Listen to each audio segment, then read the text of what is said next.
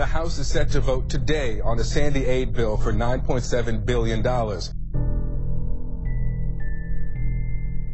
But another $51 billion is being put on the back burner. House and Senate will vote on a second $51 billion package. That's on January 15th. The first part was passed. The second part's supposed to come up for a vote, but it's also become very contentious.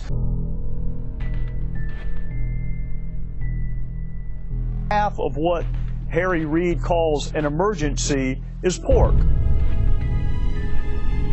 A ton of earmarks coming in from the Senate. Amtrak needed $30 million for repairs. It got $336 million. $41 million for bases in Guantanamo. Alaska Fisheries got $150 million. A train tunnel between New York and New Jersey for $150 million has nothing to do with it. And again, a lot of this was to